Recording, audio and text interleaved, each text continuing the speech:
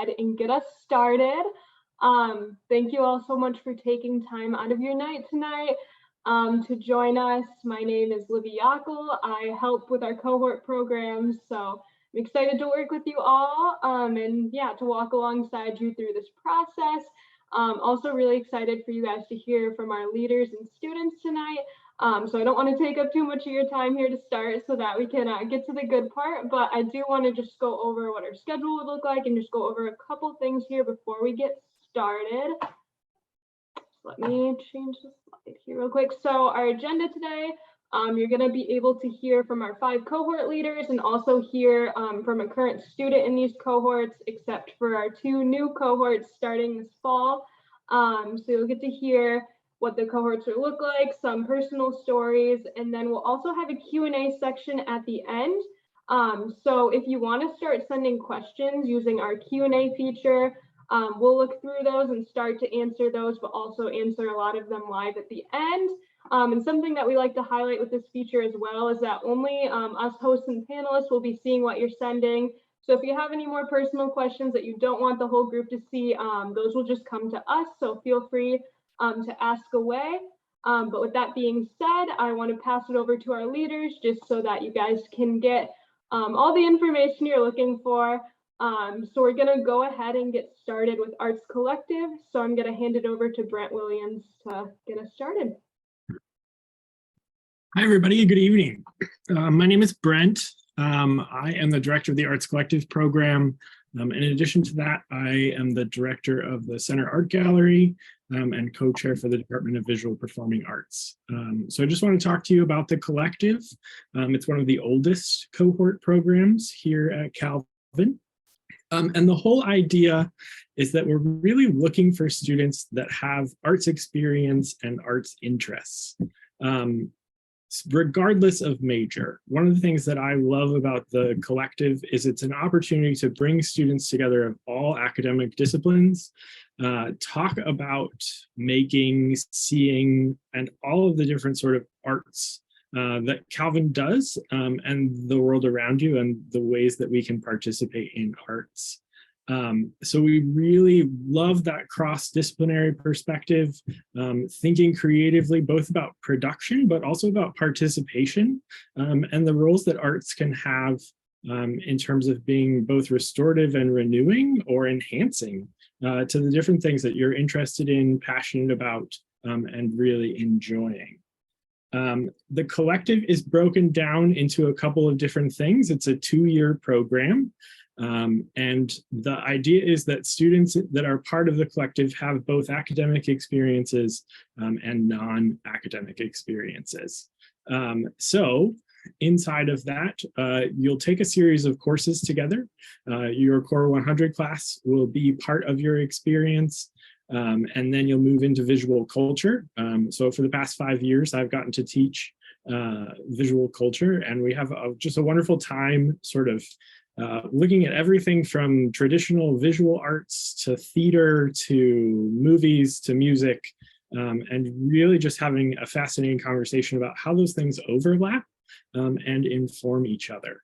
In addition to that, there are collective cohort opportunities. So one of the things is studio nights, field trips to different area institutions and events, gatherings, workshops. I just had the sophomore collective over to my house this fall for pizza in my backyard.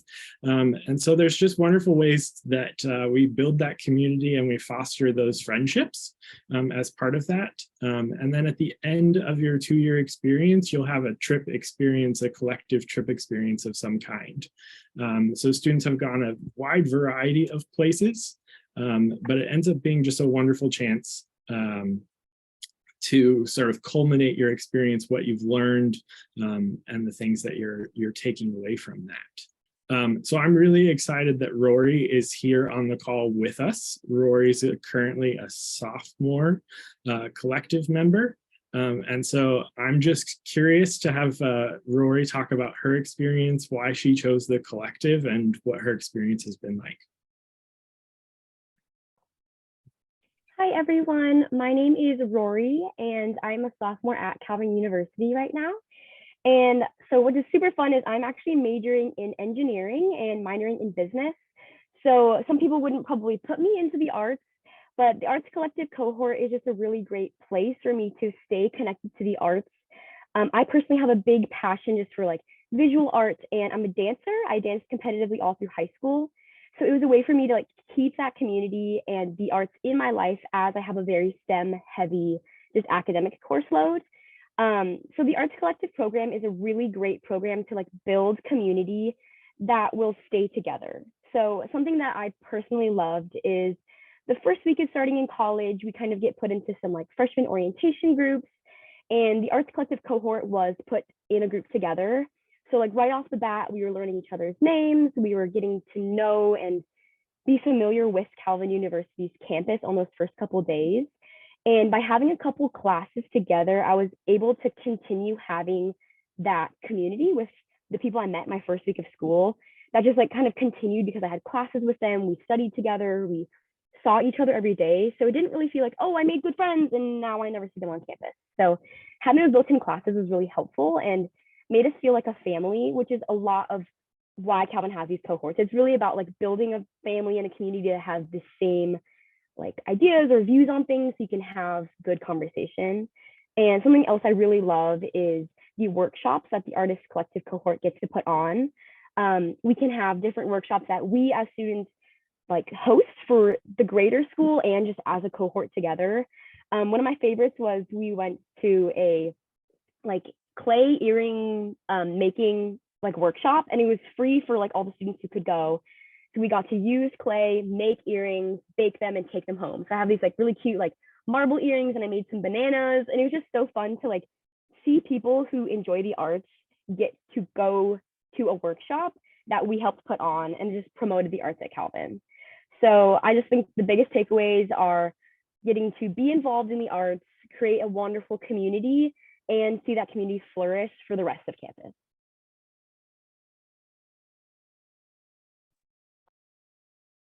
Thanks, Rory. That's great. And it's hugely helpful. So we'll stick around if we have more Arts Collective questions at the end. But yeah, just excited to be here. Hey folks, my name is Mark Mulder, and I'm a professor of sociology here at Calvin, and I wish I had a student who could do as good a job as Rory in representing the cohort that I'm involved in. But the exciting news is that the Common Good Coalition is brand new, so we don't actually have any students yet. So any of you who are watching this, you would be part of a very fresh experience with the Common Good Coalition. So what is it all about? Well, we're interested in the Common Good Coalition in ideas regarding thriving places, neighborhoods, cities, issues of justice. And of course, then it means, what does it mean to be thriving? Well, we're thinking about participation and engagement. How do we nurture venues and places where people feel welcome and they feel hospitality? Places where they feel like they can flourish, especially if they're even if they're different from one another. A place where even people who come from different backgrounds can feel acceptance. Places where different people feel heard and encouraged to participate in civic and public engagement. And so to do this well, we'll need to get out and get off campus to explore, spending time together, both on campus and in and around campus. Now, I should backtrack because I know that the idea of common good is somewhat amorphous or ambiguous. And so I think we need to unpack a little bit what I even mean by common good. And I think this is actually where it gets really interesting and really exciting, because as ambiguous and as amorphous as common good sounds, it actually appears in really material and concrete ways. So sidewalks, streets, schools, museums, clean water, public transportation, parks, libraries, public safety, nature preserves, cultural institutions. these are all the material manifestations of people who have invested in the common good. And so these structures and these places that we really see contributing to everybody flourishing. And these types of institutions and structures, they exist in a lot of places and everywhere, in fact. But the density of population in cities requires that these manifestations of the public good or the common good are especially vivid in cities, and particularly urban neighborhoods. And so this is where I really am excited, because I believe the context of Calvin is a rich resource. So we are located in the city of Grand Rapids, and we have this dynamic environment in which there's so many venues in which to explore the common good. The campus sits on a public transit corridor. We're only 5 miles from downtown. And in between the campus and downtown, there's a mosaic of diverse neighborhoods to spend time. They're readily accessible and they're interesting places to explore. And so with that in mind, the Common Good Coalition will be a place-specific cohort, thinking about what are the neighborhoods, what are the venues, what are the districts where we see the common good being exemplified. And I think we can explore that here in Grand Rapids on foot, via mass transit, on bikes. We could even float down the Grand River on a canoe and experience all kinds of different neighborhoods where we see the common good flourishing. I should also note that Grand Rapids' proximity to both Chicago and Detroit make for interesting opportunities for the common good cohort as well. Chicago has historically been known for this robust investment in parks, a ribbon of parks that we could explore. In Detroit, the ingenuity with the right sizing of taking down a lot of empty houses and businesses has left space for urban farming, for the growth of orchards, which is a completely different kind of common good, but a common good nonetheless. Okay, and similar to what Brent said, the Common Good Coalition, similar to the Artist Collective, you'll be taking classes together, you'll be taking Core 100 together, but there's going to be a lot of opportunity for more informal gatherings as well. I've been thinking about something called micro adventures, where we can spend time here in Grand Rapids on short bursts where we learn a lot together in and around the city. And of course, I think probably the pinnacle will be sometime during your sophomore year. We're thinking about definitely doing a longer trip at some point, which would probably be out of state. As the Common Good Coalition was envisioned, a natural or instinctive trip would be a civil rights tour of the Deep South. I've also had some interest in thinking about, well, what it would look like to do kind of an urban urban/wilderness trip to Florida, where you actually spend time in the Everglades, thinking about how this natural resource is affected by the urban development, and what is the common good there in maintaining natural resources, but allowing for good built environments as well. So I really see the Common Good Coalition as a place for students to consider civic engagement, issues of justice, community participation, activism, and how design might actually influence social interaction. And of course, I'm hanging around. I'm happy to answer any questions, but glad to have any interest in the Common Good Coalition.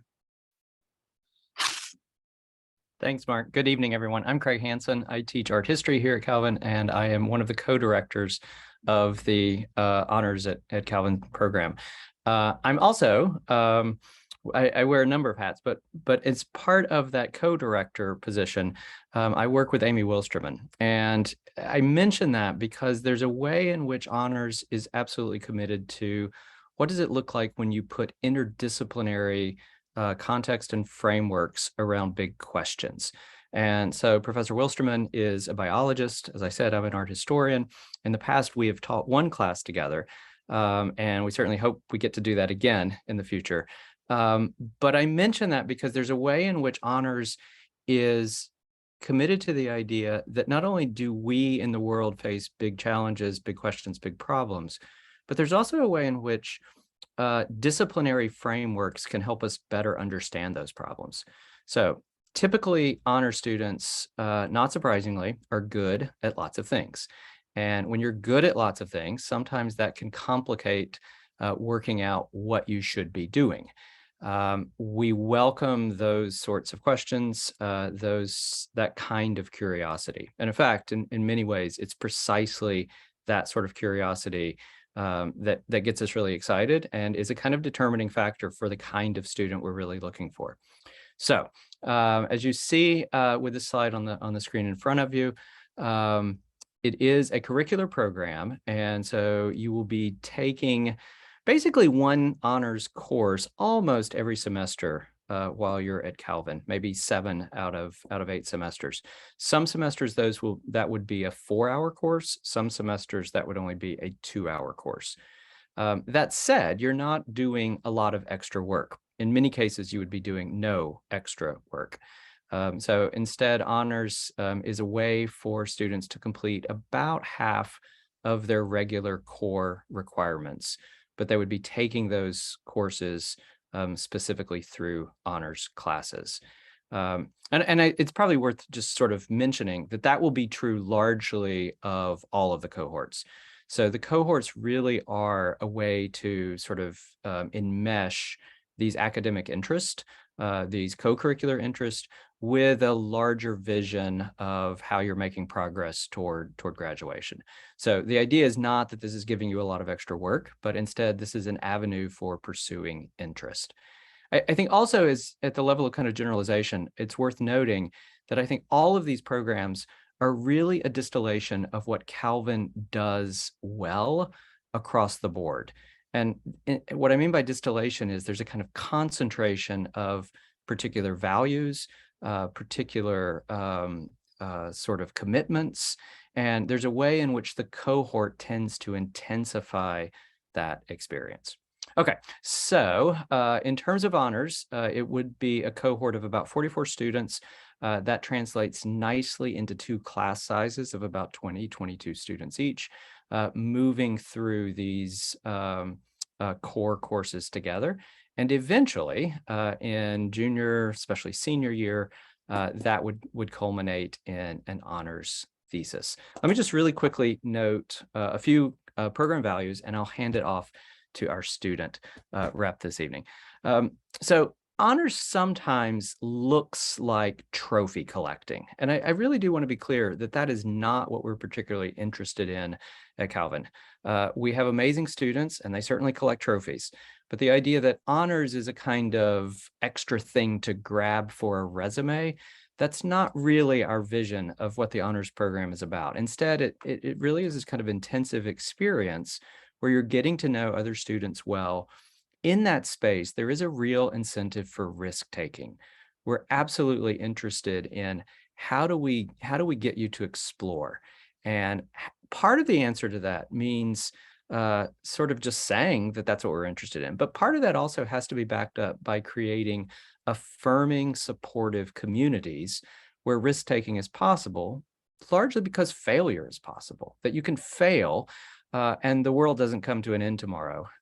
And you learn from your mistakes and you move on. And the stakes of failing are not so high that the incentives don't work against risk-taking, but instead just the opposite. That's exactly what we want students to do. And my guess is that a fair number of honor students in high school, the experience is just the opposite, that there's a lot of pressure to get through this in some sort of way that sort of looks like perfection. And as a result of that, you start making very calculated decisions. We would like those calculations to work in other directions. How do we sort of bring the temperature down just a bit and create a space where people can be excited about learning and really excited about exploring? How do we make it fun? That's what we're really interested in. Okay, I'm going to pass it on to Daniel. Take it away, Daniel. Hi, everyone. My name is Daniel. I'm a freshman, so first semester here and I'm studying engineering and pre-med and thinking about adding a biochem major. And so I've been in honors just for a semester, but I've enjoyed it so far. And so I wanted to focus on, the first thing I guess I wanted to focus on was the interdisciplinary aspect of honors. And so it's very interesting. The class that I'm in, actually, Professor Hansen teaches alongside Professor Klatt. And so Professor Hansen is an art history teacher, a professor, and Professor Klatt is a poet. And so it's a really unique combination. And so when we look, we're studying American landscapes specifically. And so when we look at landscapes, we'll look at poetry, we'll look at readings, but then we'll also look at art pieces. And so it's just a really cool way to see like a single topic from a few different disciplines. And then to add to that, the honors class is made up of a lot of different people. I've made a lot of friends there. It's the same group that will all be in the same group over the next few semesters till we graduate. And so it's a group of students who are from many different disciplines, business, engineering, science, humanities, many different disciplines, but they're all motivated and they all like digging deeply into kind of what they're learning about. And so when we do our readings, it's the similar material to what you would do in a core class, but I think you just analyze it in a different way. And so I wouldn't say honors is more difficult than the regular classes. It's just thinking about classes in a different way, in a more multidisciplinary way, which I really enjoyed. Yeah, so that's the multidisciplinary aspect. But then the other aspect of honors that I've enjoyed is I kind of alluded to it a little bit, the group aspect of it. And so you're with the same group, like this semester and the next semester we take a religion class that's honors based altogether. And so being with the same group, you're able to kind of form connections with each other. There's an honors floor actually. And then in addition, you're able to talk about many different topics together and kind of hear different opinions about the different topics. And so in our semester so far, we've talked about one of the writings was about Audubon and about birds and stuff. And so we learned about that and talked about that. We talked about landscapes and forms of like cemeteries, what they might look like. We've talked about like pools, swimming pools, what they might look like. And so just a lot of different topics. And so, yeah, there's a lot of different, you'll see people have a special interest in certain things and other people have a special interest in other things. And so it's a really cool way to think about a lot of different things, even if for me, I'm taking a lot of engineering related classes. So on the one hand, I have a lot of science classes, but then this is a chance to think more about the literature side of things. And on the other hand, some of my humanities friends sometimes think about honors, sometimes in a more science-based thing where you're learning about plants and learning about animals and different stuff like that. And so it's a cool way to connect those two. So yeah, if you're interested in honors, I encourage you to look more into it. And it's just a chance to go deeper in readings and deeper in overall as you learn at Calvin.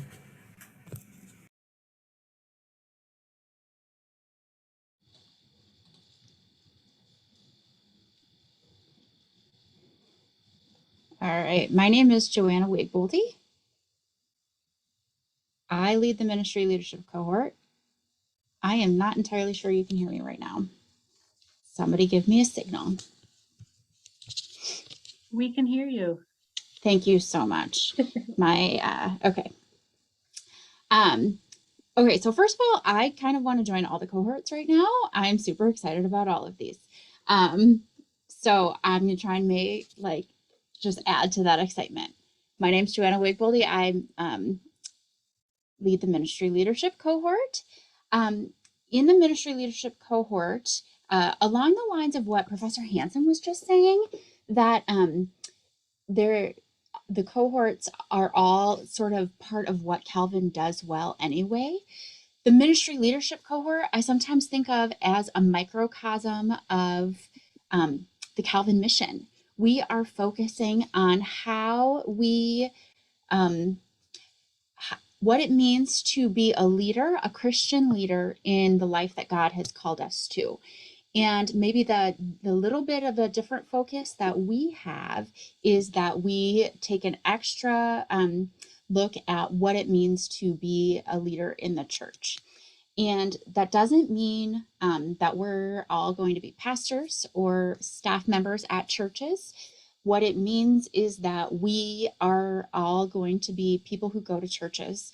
And we know that many churches, their leadership comes from within. So we're talking about praise and pray leaders, the people who, who work with 2 and 3-year-olds. We're talking about elders and deacons. We're talking about the sound technicians. We're talking about the people who coordinate small groups. Those are probably the people that you sit next to in the pews. But how can we focus on what God has called us to build the church in that way? And so in the ministry leadership cohort, our activities and our learning center on 3 key values: build community, practice leadership, and love the church. So, and there are lots of different entry points for how we do that. So I'm going to actually ask one of my students, Lauren Fort Miller, to talk about her experience with the value build community. Yeah, so going off of that, my biggest thing was when coming to school, how am I going to find that group and that people like I can grow in my faith and grow like and make this next step in my life. So it was really nice joining the ministry leadership cohort because we were able to do the orientation, like the quest weekend, all together. So it's not like, hey, like I'm gonna just see you this weekend and then never see you again on campus. It was nice to be able to do that, and then like we jump into classes together. And just I've met my closest friends through the ministry leadership cohort, and it's just made my sense of community here at Calvin so much better and made my transition from living in a different state and transitioning to a new state and a new part of my life. And I'm actually living with people that are like my best friends that I've met in the cohort. And we're living in the KE apartments all together. So it's just nice to be able to have that like group and build relationships together with each other.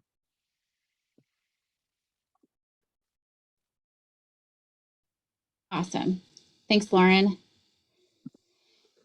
So I'm going to talk a little bit more about the leadership aspect. The ministry leadership cohort, as I said, equips students for all kinds of leadership in the church. And we really base that on scripture. In 1 Corinthians 12, the Apostle Paul writes, "There are different kinds of gifts, but the same Spirit distributes them. There are different kinds of service, but the same Lord. There are different kinds of working, but in every one it is the same God at work. Now to each person, the manifestation of the Spirit is given for the common good." And Paul goes on to talk about the church as a body, the body of Christ, the church, in which each person has a role to play in the functioning of the whole. And so in the ministry leadership cohort, which we call the MLC, because ministry leadership cohort is a mouthful, we explore the gifts that God has given each individual person and explore how those are an essential functioning of the body as a whole. So we equip students to participate well in the life of the church based on who God has created them to be, on the call that God has given them. And that looks different for each person. So there's a lot of discernment and listening to each other and talking to each other and learning from people's different church experiences as well. So Bethany is now going to talk about the ways that these 2 values, build community and practice leadership, have intersected in her MLC experience. Hi, everyone. I'm Bethany. I'm a senior at Calvin, and starting off with community, I want to reiterate what Lauren said. Coming into college, especially from out of state or anywhere, is very scary, and I was worried about, community. How am I going to find my friends? And right away, we started an MLC group together in our orientation. And I was able to find community right away, which was amazing, especially as an introvert. It's sometimes hard, but start off right away meeting, 20 other people in my same group. We have classes together for the first 2 years. And like Lauren said before, I'm a senior right now, and I still talk to a lot of the people that was in my first 2 years of the MLC. So it's amazing. It really propels you to go out of your box and to meet new people, but also to see them every year in your classes. It's a really nice sense of friendship and community. And then with leadership, I am a nursing major, so it's not in the church, or I'm not going as a pastor, but I love that everything I've learned in the MLC of how to be a leader and the aspects of how to build community, how to take action, how to lead a group, I can really put into being a nurse. And in my nursing program, in the classroom, it helps me on how to start conversations with my group members, or when I'm in clinical, how to approach a patient. So the MLC is very well-rounding, and going into Calvin, if you're like, well, like I don't want to go into ministry, MLC is still like one of the great places to be, because it really rounds you as a person in leadership skills, and again builds awesome community, and really gives you a lot of aspects and tools when you graduate to be an amazing leader, like Joanna said, in your everyday life of in church, in your job, in family, in your community. So it's amazing, and I definitely would recommend it. So yeah. Thanks, Bethany. I'm just going to round out the values overview with church. We've talked about it already and how it intersects with the other two, but I also want to point out that we're working in the MLC on cultivating an ongoing love for the church and acknowledging that the church is beautiful because it is the body of Christ, and that it is made up of fallen human beings. And so we hold this tension of, and we what we say is we have a generous but critical view of the church, recognizing both of those things, that the church is the body of Christ made up of fallen human beings, and trying to figure out how we lead best in the midst of that. The flow chart on the screen shows you some of the ways that we engage with the different values, and we've touched on a lot of these, and a lot of them overlap with the other cohorts that Core 100, the orientation group. I'd say the keynote aspect or activity of the ministry leadership cohort is small groups. Those go throughout the 2 years. They change every semester, and they're really times to process and reflect on your own leadership, to talk about your own church experience and to learn from other people's church experiences. It's fabulous to bring people from 24 different churches into the room and to say, what's baptism like in your church? And to have everybody go, oh, it's the normal way. And then to say, okay, but what's the normal way? And have 24 different answers to what is the normal way. That really helps people understand how broad the church is. And we have a key leadership opportunity every year in February with the Calvin Symposium on Worship, which is a global conference that takes place on campus, and ministry leadership cohort students have a chance to interact with scholars and practitioners and take a leadership role in that. And then there are some things in that gray box that just cover all of the things. They build community, practice leadership, and love the church. And one of the most exciting one of those is that spring break pilgrimage, where we go to a city somewhere in the United States and explore all the different ways that God is working through all kinds of different churches and Christian ministries in that one place. And we say, each of these ministries and churches is doing something different. And that's important, because that's like, look at all the different people who live here and all the different ways that God is using them. So that's a brief overview of the ministry leadership cohort. We would love to have you join us on this journey of practicing leadership, loving the church, and building community as we do it together.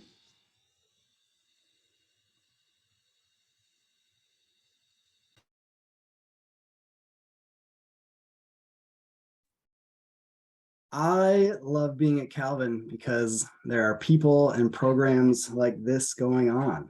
It's so fun to hear about what all the other cohort programs are doing and have been doing for a long time. I'm here to talk about another one of the new offerings. Like Dr. Mulder talked about the Common Good Coalition. I'm directing the Sustainability Fellows cohort, which will launch next fall. And my name is Tom Hartzell. And I love being at Calvin. I also love working on sustainability. Sustainability is broad and beautiful, and it comes with some baggage. So sometimes folks think of sustainability as being exclusively about science, tech, engineering, math, the STEM fields, to which I say yes, and there's a lot more to it than that. There's also the misconception that it's about just being outdoorsy, camping and hiking and gardening, and those are all great and fun.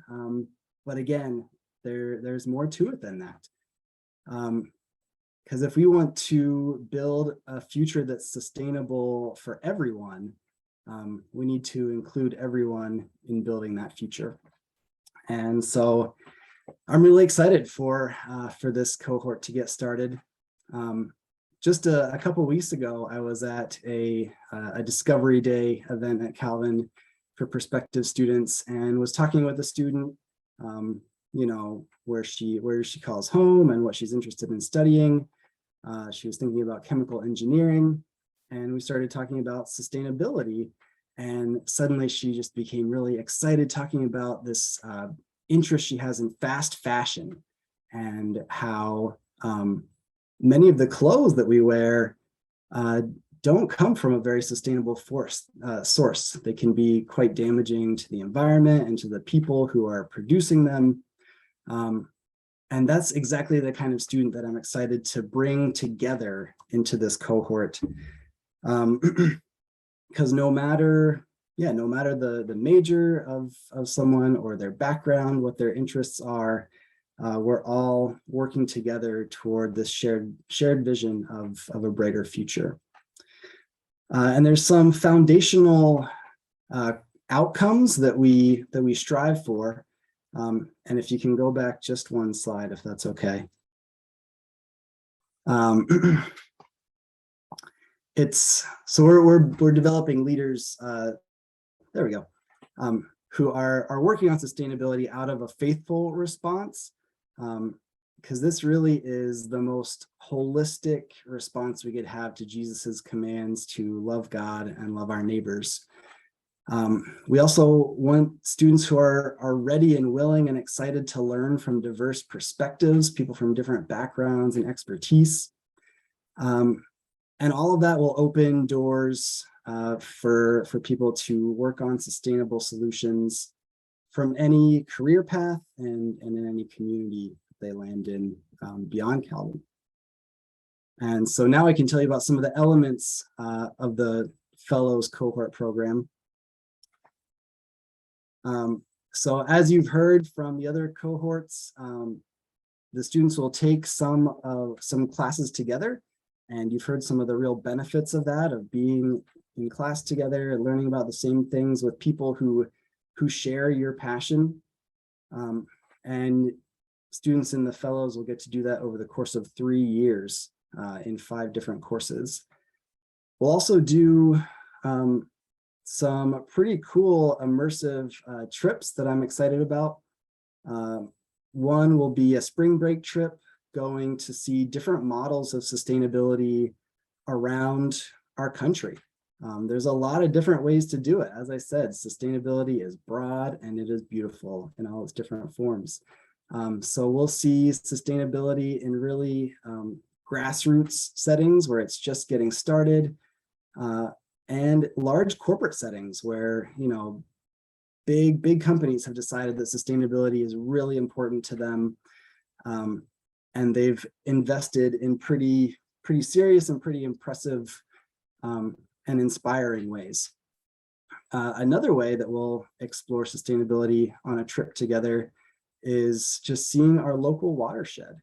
So Grand Rapids sits on the Grand River, which flows out into Lake Michigan. And the Great Lakes are the largest source of fresh water on the face of the planet. This is a really important place to be when we're thinking about and trying to implement sustainability and build sustainable systems. So we'll travel our watershed by canoe and stop and talk to people along the way and learn about how people are practicing sustainability here, and how that might be improved. And I'm really excited that we'll get to take all of those lessons and then apply them to the community. Like we're going to be able to help in a really mutually beneficial way our neighbors here. One way will be in one of those courses called the Sustainability Action Workshop, where small groups of students will be paired with a community partner and working on a real sustainability problem that this business, say, or church, or group of naturalists are wrestling with, and get to come up with a real solution that could be implemented here in our community.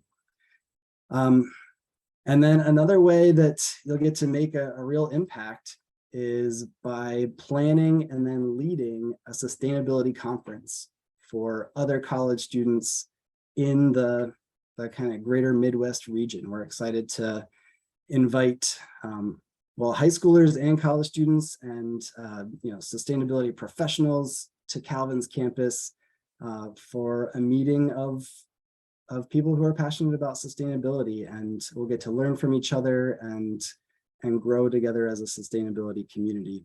And that'll all be led by the Sustainability Fellows students. So I'm super excited about all of that to get started. I don't have a student to speak to that experience yet, of course, but there is great sustainability work already happening at Calvin. It has been happening for a long time. And I've invited a student who's doing some of that work to share her experience. Eleanor is working on our sustainability tracking, assessment, and reporting. It's the STARS reporting system. And I'd be curious to hear from her what she's learned from that work and maybe what she sees as the trajectory of sustainability at Calvin. So I'll hand it over to Eleanor now. Of course, thank you. So as you mentioned, my name is Eleanor Ludwig. I'm a senior here at Calvin. I'm studying environmental studies with the geography emphasis, and I'm also minoring in Chinese language studies. But with sustainability, so like you said, technically my job title is sustainability intern. So I work with the STARS reporting, where I basically go around to all different parts of campus, from facilities to all the different faculty to all the way up to the president. And we basically will pull together all the different pieces that make sustainability, what knits it together on campus. And then we with our team, also Sean, not here, but hi Sean, we will all come together and basically put all that in, and then this ASHI, the large organization, will basically give us a score and tell us how good we are and tell us like how our sustainability efforts are going. And you may be wondering, okay, what good is a score? But it's more than that. One of my professors that I'm learning from in economics of sustainability said you value what you count, and then you come to you count what you value, and then you come to value what you count. So going along with that, all these different pieces that come together on campus to make sustainability, the more that we make that accountable and we bring all those bits together and make sure that they are being seen on campus, and the more we're going to come to value that over time.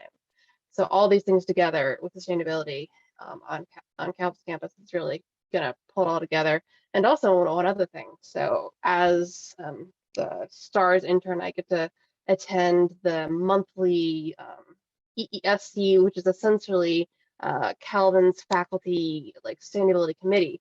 And especially am the president, he visited the committee last month, and it was really, really cool. We all got to basically explain all the different parts of sustainability over the decades here on campus.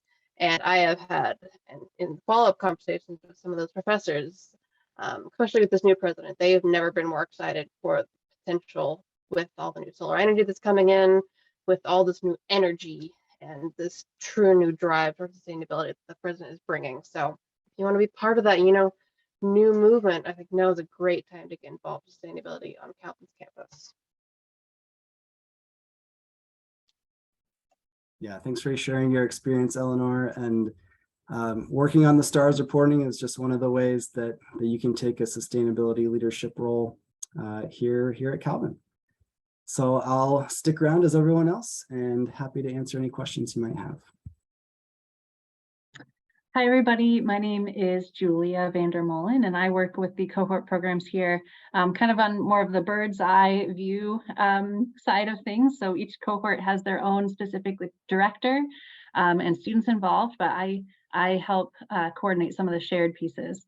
And so I'm going to tell you a little bit about next steps, how you can find yourself in one of these cohorts.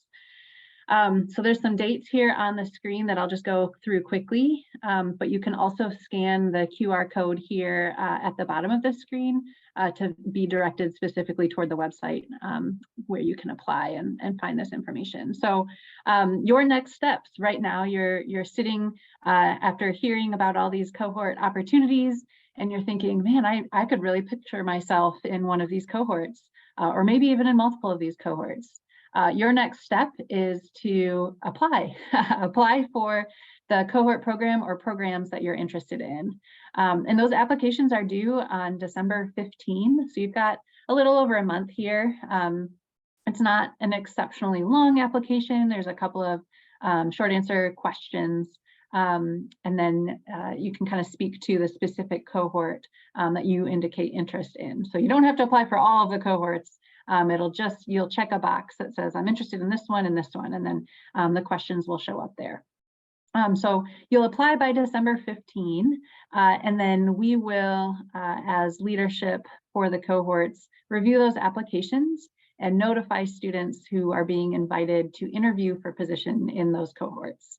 And we'll communicate that with you by late December so that you have an idea going into the new year about your interview prospects.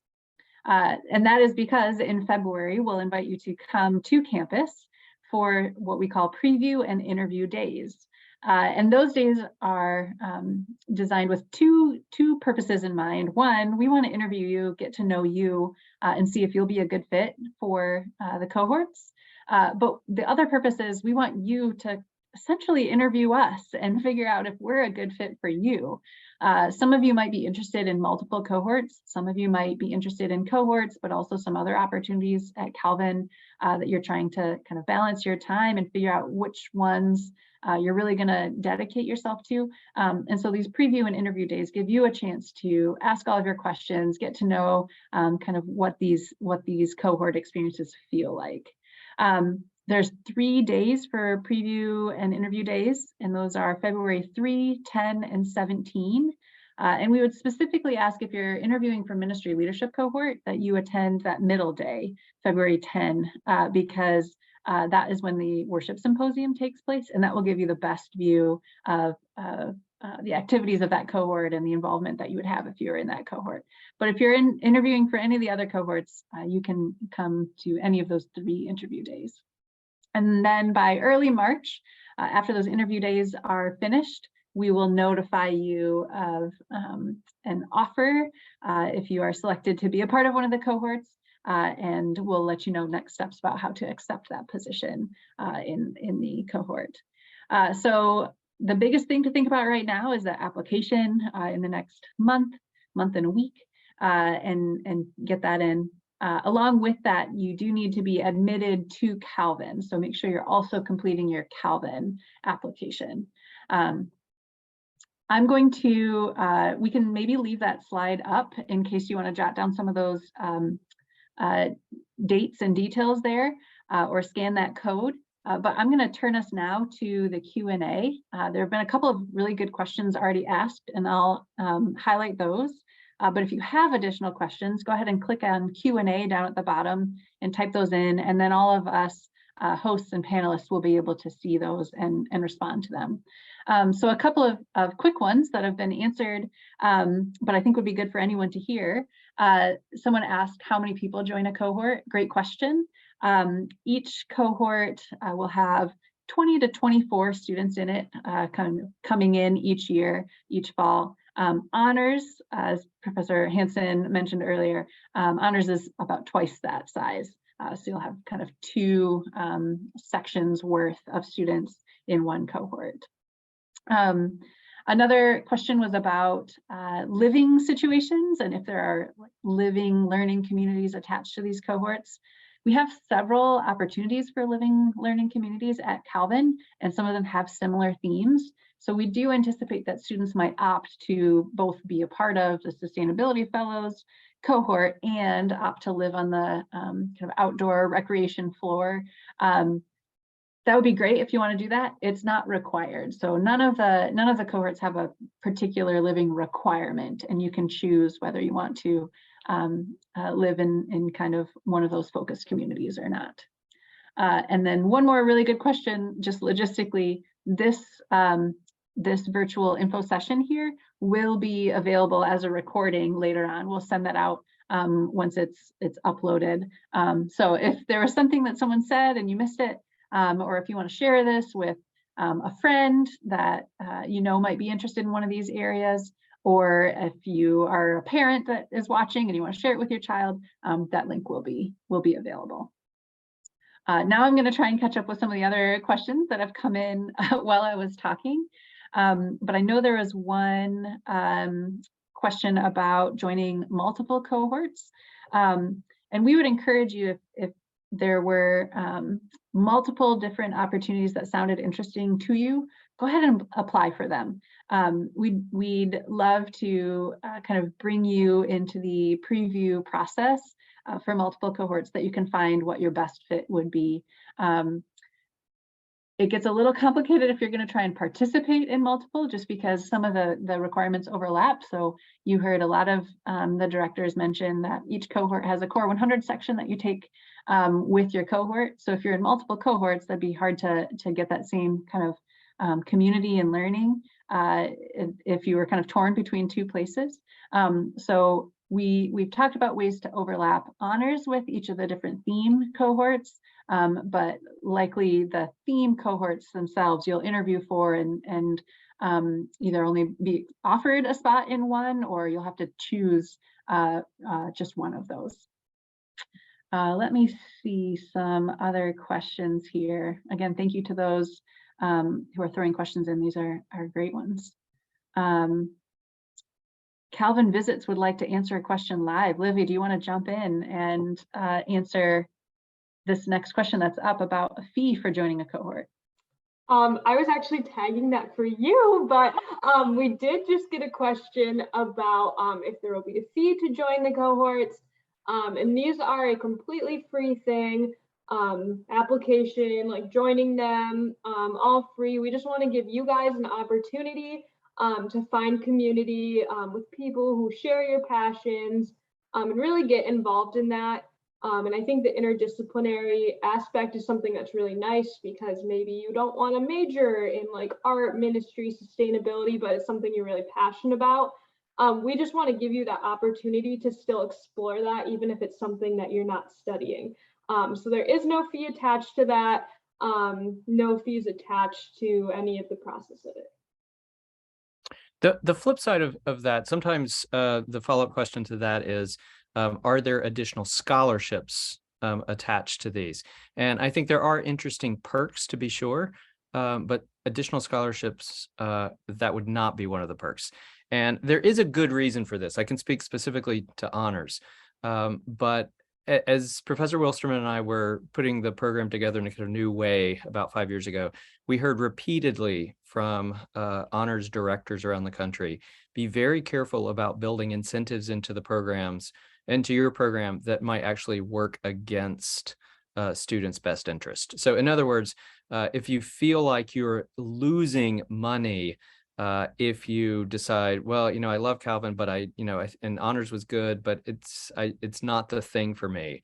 We don't want you to feel like you have to stay in honors because we have now attached scholarship money to it. So typically honor students are getting the most academic scholarships that any Calvin student would, but you wouldn't get any additional money. And we really believe that's actually in everyone's interest to structure it that way. There was a question about whether an athlete could also be a part of a cohort, and the answer is definitely yes.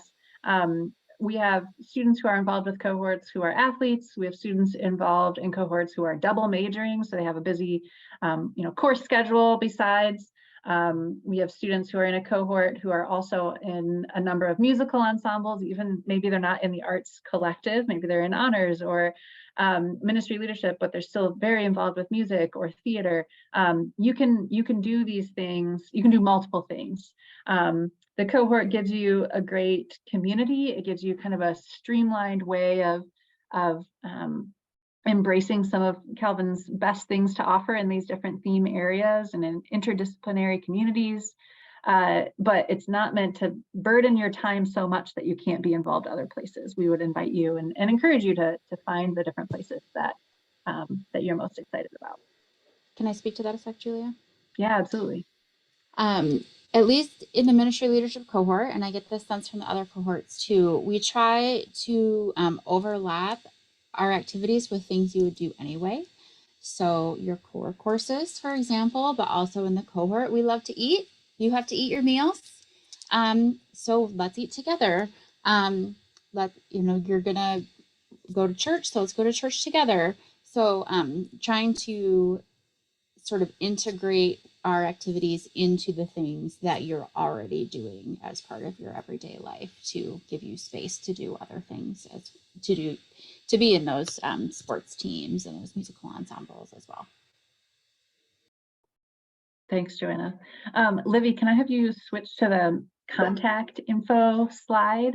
And feel free, if there's more questions, you can keep putting those in. But this is some contact information specifically for the people that you heard talking today. So there's the director of each of the cohorts, as well as a student representative if there was one. So you can reach out to any of them with specific questions about their cohort.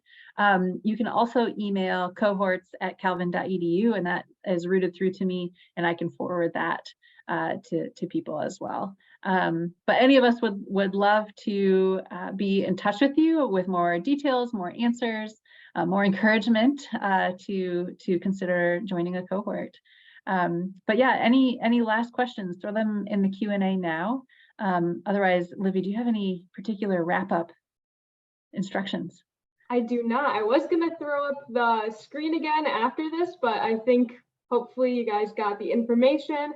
It does look like we got one more question that I think Brent quick sneaked in an answer while you were talking, Julia, but I think it might be good just to kind of answer live as well about kind of clarifying what Arts Collective specifically includes. There's a question if that included musical arts as well.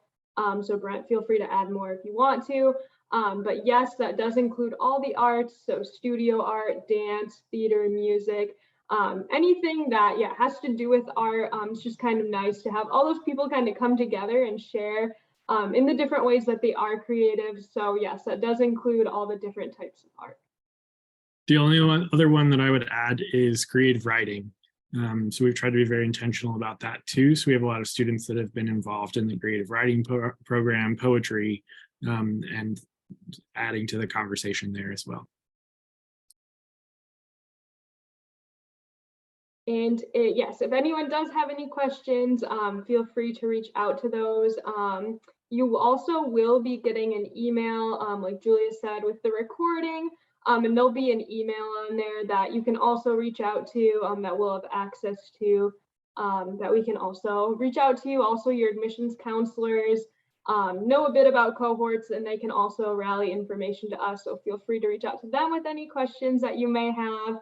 But I'm not seeing any more pop in the chat here. So I'm going to throw up that one page once more, just in case anyone missed anything. Like Julia said, that QR code will take you straight to the application. Still have a little bit of time, but we'd love to start seeing those get in before December 15.